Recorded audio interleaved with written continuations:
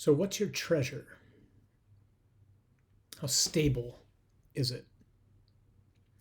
And what is truly stable? Those are the three things that are on my mind on this Feast of Divine Mercy, and not just contemplating the feast, as beautiful and powerful as it is, but also the three scriptures which the church lays out in front of us, and maybe even especially that second reading. Don't worry about that door that just opened. That's my guardian angel or somebody who just walked in. So first of all, what's your treasure? Let's look at this in light of what it is that St. Peter says in our second reading. This is from the first letter of Peter. It starts in the beginning of chapter 1, starting in verse 3. Peter says this: "Blessed be the God and Father of our Lord Jesus Christ, who in his great mercy gave us a new birth to a living hope through the resurrection of Jesus Christ from the dead, to an inheritance that is imperishable, undefiled, and unfading, kept in heaven for you, who by the power of God are safeguarded through faith." So I got thinking about that just because, as some of you might know, my mom and dad have both passed away right now, and my siblings and I, we received an inheritance. So it's not billions of dollars, let alone millions of dollars, but it's something. It's something I didn't have before. And like most people right now, I'm watching it just decline without having spent a dime because of the market and the uncertainty of the market, which has been brought on by the pandemic. But then I got thinking about, well, what are all the other treasures that you, me, have in our lives? What are all the other things that, especially in the midst of this pandemic and the social distancing and the economic shutdown and the uncertainty that's out there because of what we don't know is going to happen in these next number of months, and who knows, maybe longer than that, what other things are showing themselves to be not so stable? So, I mean, what are the treasures in your life? Maybe it's something like this. What do you put your hope in? Do you put it in money? Maybe your bank account or your retirement or your IRA, whatever it might be. Maybe it's your job. Perhaps it's your health. Maybe it's your physical strength or your physical beauty. Maybe it's just your youth. Perhaps it's your favorite football team. Oh, fortunate you. Maybe it's a home. Maybe it's a company that you started and built from scratch. Maybe it's your reputation. How stable are any of those? Money, retirement, wealth. It can go. It can go without me spending it and without you spending it. It can just go. It can dissipate. The market can crash. Someone can steal it. There's a line that St. Paul says to Timothy in his first letter, chapter 6, I think it's verse 17, where he says, "Tell the rich not to put their hope in something as uncertain as wealth." You got to be kidding. Like, what could be more certain in our culture than wealth until a time like this? And then you realize, wealth is not that certain. It's not stable. It's not reliable. It's not worthy of putting my hope in for all the reasons that we've seen. Maybe it's your job. How stable is your job? Tragically, right now, countless people have either lost their jobs, been furloughed, been put on unemployment, or perhaps are fearful of what might happen in the days ahead. Maybe it's your health. Well, that's just one doctor visit away from sitting down and looking face to face with somebody and him looking at you or her looking at you saying, "You have cancer." Maybe it's my physical strength. I'm getting weaker as I get older. Maybe it's your physical beauty. Age will have its impact, to be sure, no matter what. Maybe it's our youth. I'm getting older. So are you. So is everybody. Maybe it's our favorite football team. Wouldn't that be nice? Well, even if my favorite football team should win, they're eventually going to lose again, and they're going to have to continue to defend it over and over and over again. Maybe it's that company that you started from scratch. How many people have lost their businesses in times like this.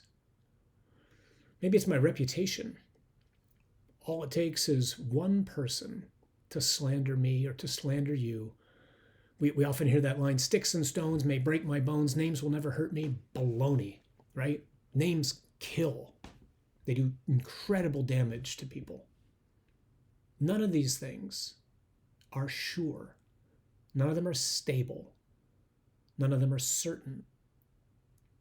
But Peter says, you have received a new birth into a living hope through the resurrection of Jesus from the dead, to an inheritance that is imperishable, undefiled, and unfading. So what is certain? What's worthy of our trust? What's worthy of our hope? What can we bank on and be absolutely and utterly confident in and of? Well, let me share with you a few things. First, God's mercy. The psalm today tells us, give thanks to the Lord, for he is good, his love is everlasting. And then over and over again in that first paragraph of Psalm 118, we hear this, his mercy, God's mercy, endures forever. What do we see in the gospel? We see Jesus' mercy lavished upon the apostles. These are the men that he was the closest with, who accompanied him for 3 years, who all said to him, no matter what happens, I will never abandon you. And then what happened? They all abandoned him. And they didn't just abandon him, they abandoned him to be tortured to death in a horrific fashion. And Jesus shows up, and he doesn't scold him, he doesn't yell at him, he doesn't rebuke him. He says, peace. It's okay. Not it's okay, it doesn't matter. It's okay. I'm not here for vengeance. I'm the God who made you. I did that for you. It's okay. He gives this to Peter, who's within earshot of Jesus as Jesus is going through his trial on the night that he's betrayed. We know that because the Gospel of Luke tells us that after the cock crows the third time, Peter turns and he looks at Jesus, and Jesus is looking at him, trying to arrest him at that moment. Arrest him in his glance, the glance that tells him, it's okay, Peter. You don't have to live in humiliation. You don't have to live in shame. You don't have to live in fear because of what you've done. His mercy is there for Thomas, who even after the apostles told him, no, I know this is insane, right? Because dead people don't come back to life. The ancients knew that too, by the way. Even though he says, I will never believe unless I put my hands into his side, put my fingers into the holes that the nails left on his hands. Here comes Jesus in the gospel we just heard. And he looks at Thomas and he says, no longer be unbelieving, but believe. Take your hand and put it into my side. So God's mercy endures forever. It's sure, it's stable. You can bank on it, right? What else can you bank on? You can bank on God's love. How do you know that God loves you? You're hearing me right now.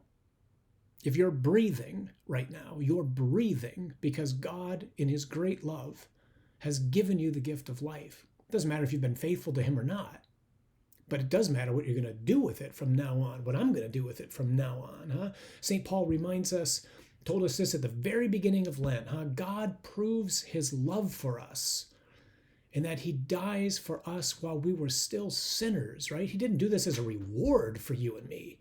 He did this to rescue you and me. God proves his love by dying for the ungodly. Who are the ungodly? You and me, who are now called to be godly in response to what it is that he's done for us. What else is sure, certain, worthy to be banked upon? Well, his faithfulness. No matter how many times I've been unfaithful to God, and I've been unfaithful to God more times than I can possibly count, God is always faithful. He always keeps his promise. No matter how many times you've been unfaithful to God, God is faithful to you. His arms are wide open right now, offering the gesture of mercy, the reality of peace, the promise of forgiveness, the promise of new life, chance to start over again. His faithfulness is sure. You can bank on it. You can count on it. What else is sure and certain and stable and worthy of our hope? Well, the resurrection of Jesus from the dead. That's what's sure, worthy to be banked upon. His defeat of the powers of sin and death, his binding of the strong man, which sets me free, enables me to live an entirely new life. And what else is sure and certain and stable? Well, not my inheritance that I received from my mom and dad. The inheritance which Peter says, I have received through the mercy of God by the resurrection of Jesus, an inheritance which is imperishable, undefiled, and unfading. No pandemic, no market crash, no thief can touch it. And the inheritance is what?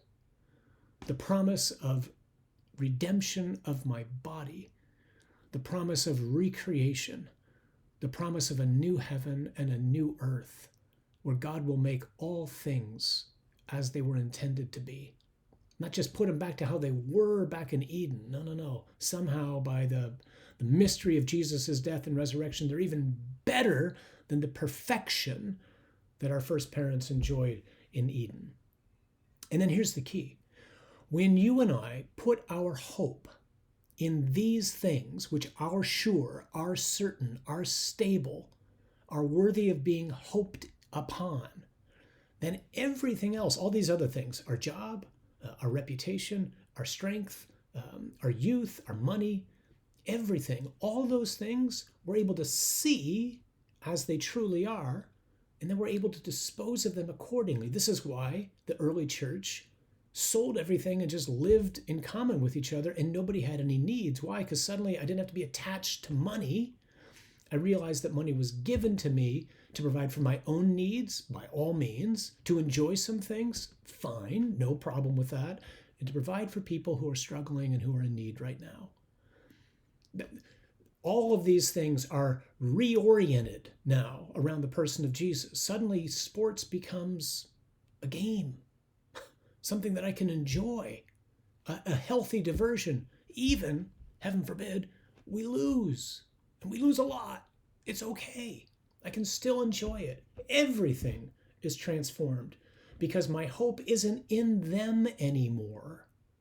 Now I can say, like St. Paul said, I'm still living my life, but now it's a life of faith in the Son of God who loved me and who gave his life for me. I'm not living for myself anymore, Paul says.